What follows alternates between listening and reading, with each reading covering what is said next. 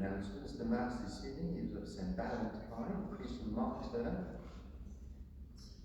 So there's a vocation weekend for men between the age of 18 and 35, and I'm very glad that there are 18 already booked for it, and there's space for many more. So anyone here between 18 and 35 who is not married and would like to discern that married life or religious life or priestly life, please do contact me. That's in just 2 weeks from now, but we still take bookings, and that is less than an hour by train direct from London near St Neots, near Bedford, and I will be giving that weekend. So please do contact me even tonight to have all the details. That should be on the Juventus page and on various outlets as well. Just a reminder, I am in a confessional from 6 p.m. on the dot, just there. So 1 hour before this Mass every month. So please do make sure that you arrive on time to have this great opportunity, and it's never wasted to spend time even after or before confession in the church, just praying in quiet. Wonderful thing to do. At least once a month you have this guarantee of a priest for you for confession, the Mass, and time in quiet. The doors of the church are open from 6 p.m. every event to attend the event. Thank you. And lastly, I'm very grateful to our gentlemen who stepped in to serve the Mass. It would be good if there were a rota and a larger pool of men to draw from. Ideally, we would want to be in the sacristy at least 15 minutes before the Mass, that we start on time, and we need to drag people from the pews just before the Mass. If anyone here doesn't know how to serve Mass, but that's a great skill to acquire. For a man, for instance, to check the air pressure on the tires of your car, great skill to have, but even also to serve at Mass, great thing to do. So contact us again, and we will show you gradually how to serve. Thank you. Finally, as usual, after this Mass, if you are between 18 and 35 years of age, you're welcome to join us to the side door for our social with pizzas and questions and answers.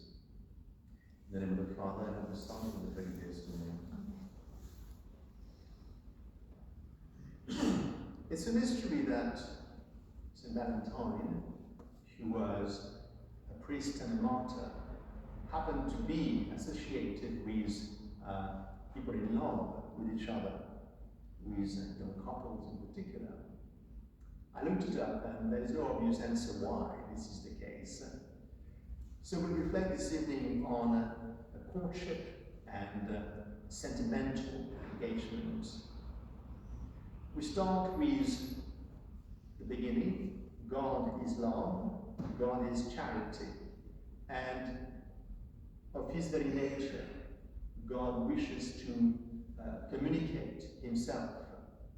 He is, in a way, communication in itself between Father, Son, and Holy Ghost. But through creating, especially rational beings, God willed to associate us in his love and in the joy of existing and of sharing and forwarding that love in our turn. And that tells us something, that God is interested in your love stories. God is interested in the inclination between a young man and a young woman. It's not remote from him. It's not something that he would despise. He, in fact, gave us that propensity, that inclination to fall in love with somebody. And he gives that to us as a participation, lower and finite, but actual and beautiful, a participation in his own love, the one that he has within himself for the two other persons, Father, for the Son, and Holy Ghost, and etc., for each of the three persons. So that really gives us a wonderful encouragement when we realize that human love is fraught with so many difficulties, especially, of course, in our state of fallen nature. when selfishness is always there to take control and to twist, really, and wound our inclination to love and make it something where, in fact, it's just consummation. It's not a gift anymore. It's not something which is imitating God's love itself. The natural outcome for young men and young women is marriage. That's why marriage in a strict sense is not a vocation, it's not a calling. A calling means that one is taken out of the common destination or behavior to do something different. But to be married is the normal thing to do. And it is, as we know well from the book of Genesis, blessed by God, instituted by Him from the start. Therefore, courtship, and even before that, sentimental attraction between a young man and a young woman, this is good in as much as it prepares for holy matrimony. If it doesn't, if it is something for amusement, distraction, or domination, or pride, boasting of how many women or men one has had, as one puts it poetically, this is not pleasing to God, this is not right. So courtship and sentimental engagement, it's all about discerning, as guided by God and Holy Church, whether or not this particular young man, this particular young woman will be a good help for one's sanctification, salvation in the married state. That is, learning from one another, growing in virtue, and sharing the beautiful gift and sacrifice of fostering life, educating children, helping them to become saints. There must be a balance between a necessary level of intimacy and, on the other hand, prudence. We must be very much aware, after the warning of our Lord, that the flesh is weak, meaning that the body, impulses, and finally lust can so easily take over, and there is no real love when that is the case. So we must not put ourselves in a situation where we know from experience that we are likely to stop loving but become selfish and sinful. It is good to, in order to know the young man and young woman, to meet with his or her friends and the family.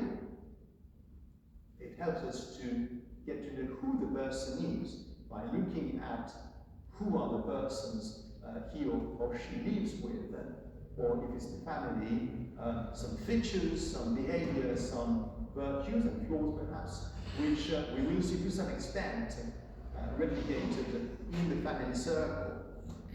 I don't know, it may be a way of thinking or cultural habits or whatever it is, which may be good in themselves or perhaps not good, but we need to check that it is something where we, as a prospective son-in-law or brother-in-law or sister-in-law, will be happy with, where we will blend happily or not.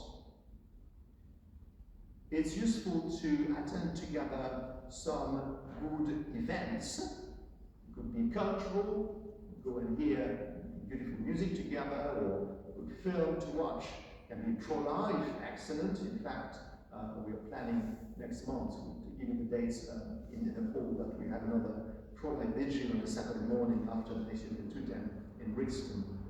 To go to Mass together is obviously the best of things. To have adoration of the Blessed Sacrament, and a great thing that works extremely well to get to know each other, it is to go on pilgrimage together.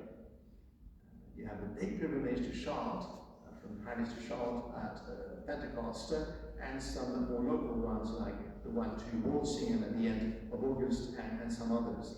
Great thing to do together, because then it's during several days and some hardship, and so to see the true colours of the other person is easier, for the better, of course, not to judge, but simply to see, well, actually we get on well together, even under some more difficult circumstances.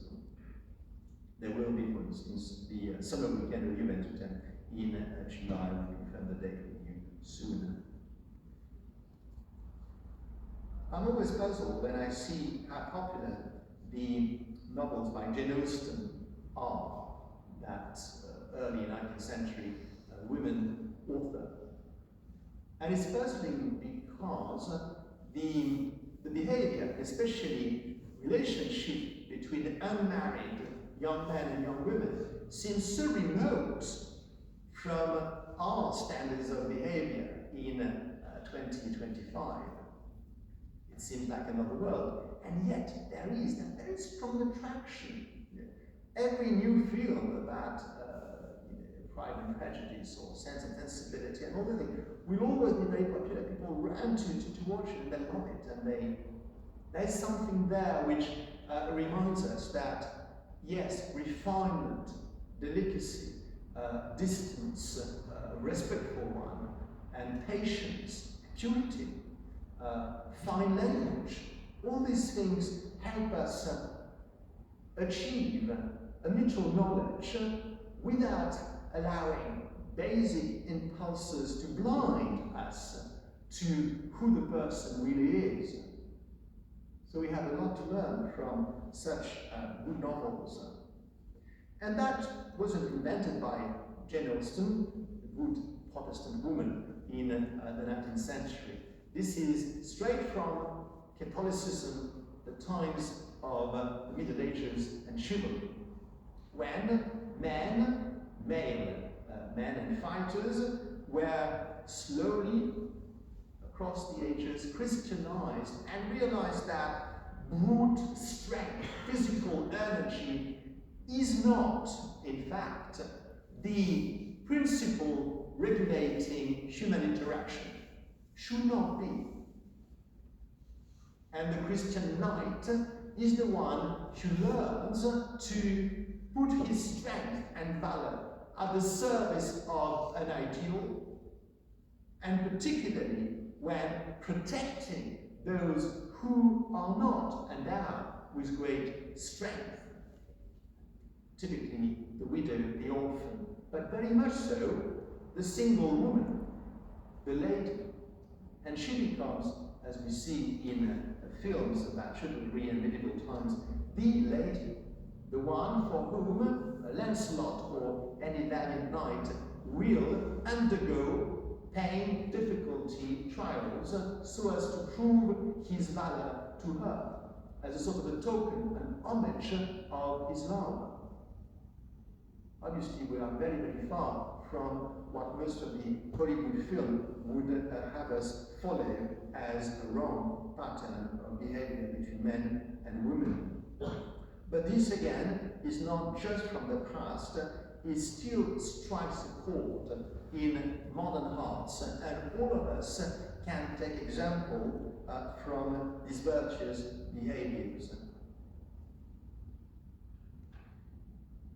Since we get to know each other intimately between a young man and a young woman for one purpose, which is, if it is God's will, to become husband and wife, and to found a family and die in the state of grace, then we know well that the knowledge that really matters is that of the soul of the other person.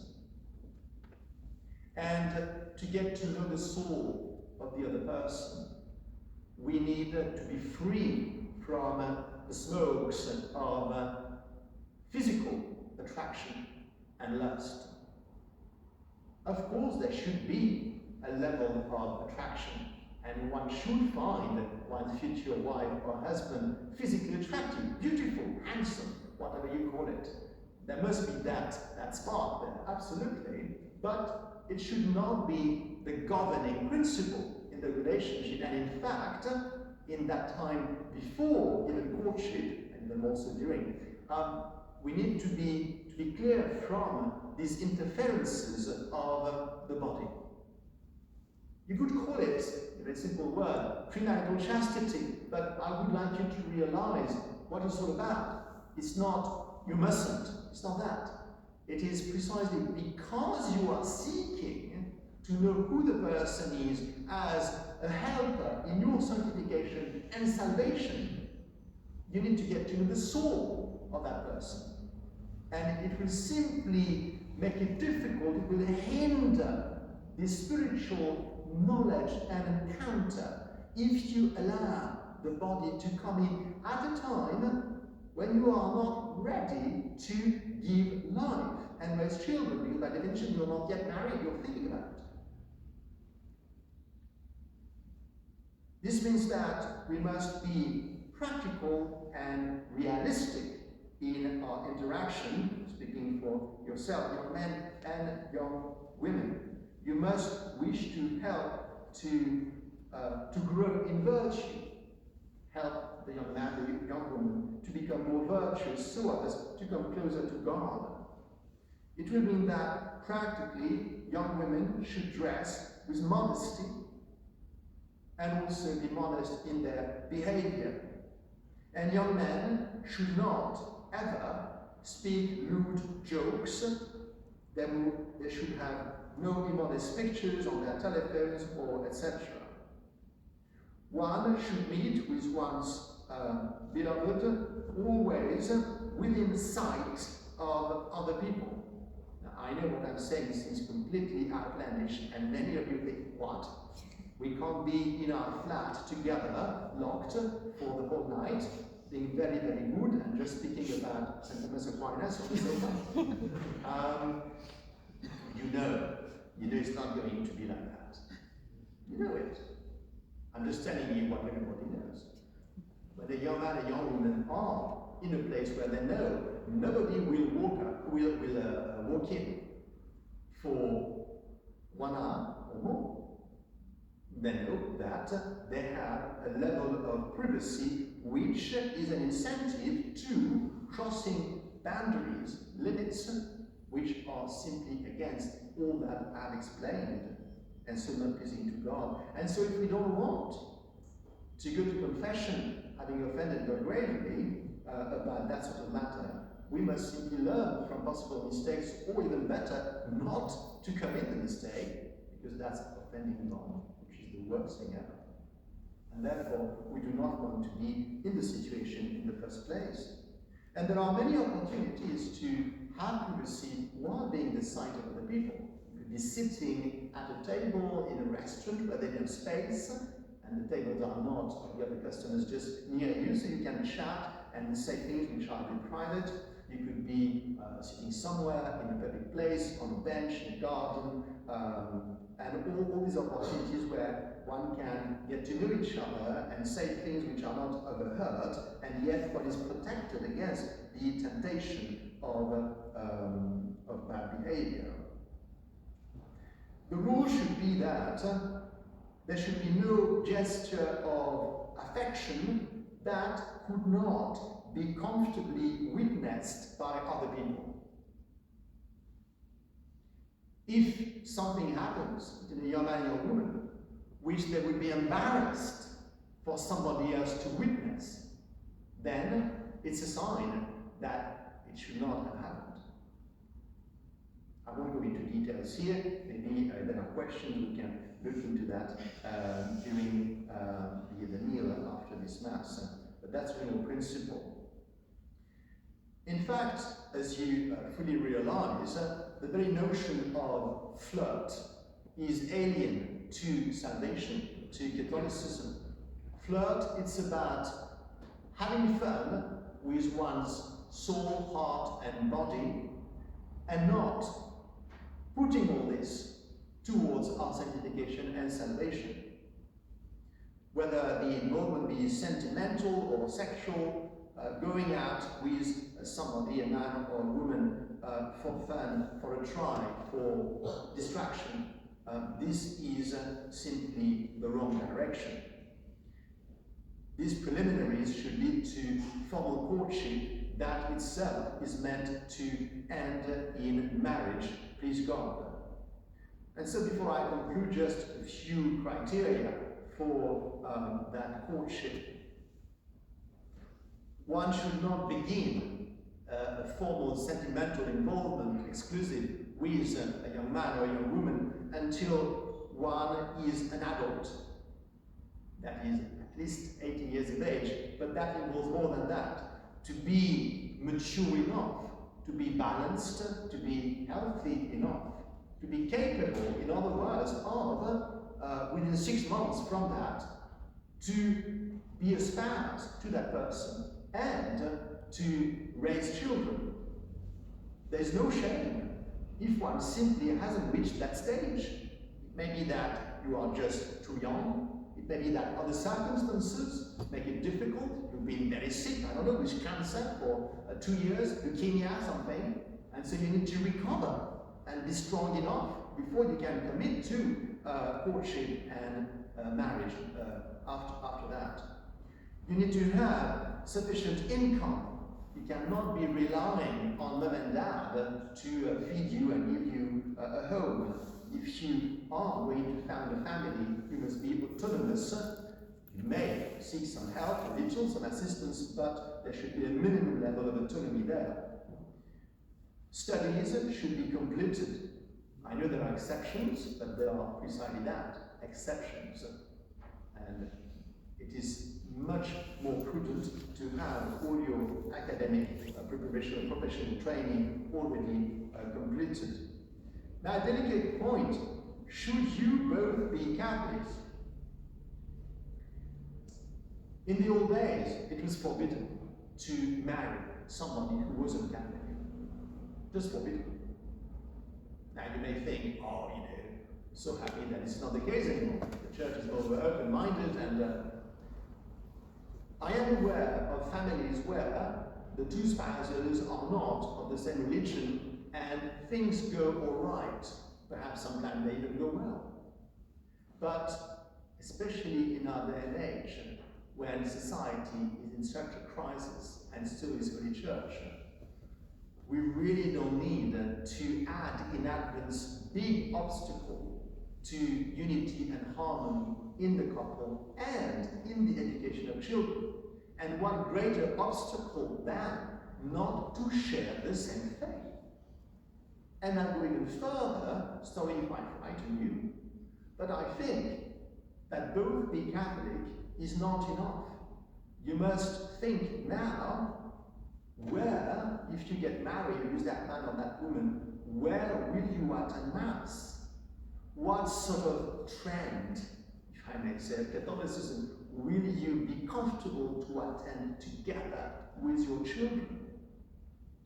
Oh, Daddy is going to the Latin Mass, but we go to the Mass in English, or in Chinese, or whatever you want. The family, fundamentally, must worship together. And so on the Sunday in particular, there must be in the same pew, mum and dad with the children, and not simply out of duty, not to please the other party, but because they earnestly, personally like and love that type of worship and realize that it is conducive to their sanctification and that of their children. What you really don't want is discussions at home, how to raise the children, what catechism, what priest, what church. When there is disagreement there, is going to make things very, very difficult. And so it's good to think about it now and avoid finding yourself in such a situation through selecting the people who think like you. While one is sentimentally committed, one must be faithful. One is changed, of course, but faithful in the gift of self, of one's heart, that trust. There must not be the former girlfriend or boyfriend in the background that we happen to visit sometimes and have a meal with him or with her while we are in a stable relationship with somebody else. One must be clear. Either I am pursuing or discerning a life together with that person, or I'm not ready. Well, then maybe I should go back to the other. Whatever it is, there must be one at a time, and one must be very clear with that. The same, of course, applies to chastity, the use of pornography, and any things of this kind. One must be really available for the other person in chastity, and that means no engagement of the body and the soul with anything else, any other circumstance. One must be in agreement as to how to raise the children, and perhaps, it goes without saying, but I will say it, perhaps one must be in agreement about having children at all in the first place. If the young lady wants one child after 5 years of marriage because she has a career to complete, I think there's need to sit down and discuss it before there is a big mistake being made there. So to be happy to welcome life generously and to raise the children in the knowledge, fear and love of the Lord. Now, another interesting point. In my parishioners, especially where I'm in Bedford, I am struck by the number of couples where one spouse is from a very different culture and continent. That's interesting. Many are mixed marriages, mixed in the sense of culture, not religion. And this would, if it works, great. I'm just putting my finger there saying, think very carefully and make sure that you are really happy deciding where you're going to settle in as a family. In which country? In your husband's country or in your country? And what will your family say? You must be clear about that, because that's a very important thing. It means that one of you will have to embrace the culture, the language, the climate, the geography, the history of the other. And that's a sacrifice. For some people, they're very happy to do so. But it's not to be taken for granted. And so, I'm not saying it's impossible. I'm saying it has to be really discussed at length, in every detail, before a commitment is made. And as I mentioned before, to get to know the in-laws, the family of your would-be spouse. And finally, not to be too, not at all in fact, idealistic or over-mystical if it is at the expense of a pragmatic assessment. Ultimately, the question is, a bit blunt, but is this girl going to be a good teammate for me to go to heaven? Yes or no? It's about success. Success, going to heaven. And going to heaven, not only me, husband, or me, wife, but me, the children, and his own self. Are we going to be a good team? It's not like stars in the eyes and the sweet music, and okay, that's in the beginning, fine. But the real question is, in the long term, in the long run, are we a good team? Is it going to work? So you ask yourself that, based on all that I've said, but you want to be practical. You want to see that your virtues, your skills, and your flaws, and that of the would-be spouse, will sort of balance each other, complement each other, in a way that will make you successful by the grace of God, but also based on natural assessment and virtues. Ultimately, did you really put Jesus Christ at the center of your relationship? If not, then I'm not the best advisor for you. I speak to you on behalf of Holy Church, on behalf of Christ, on behalf of all these wonderful married men and women, some of them canonized, like Louis and Zélie Martin and so many others. This is where we are aiming for. That is the bosom of the Blessed Trinity, and to be with our Lord there, with Our Lady forever. We ask St. Joseph and Our Lady for guidance and protection for all of you who are discerning their path in holy matrimony or preparing for it. And may St. Valentine intercede so that your love be very deep, centered on Christ, and may lead you to life everlasting. In the name of the Father, and of the Son, and of the Holy Ghost.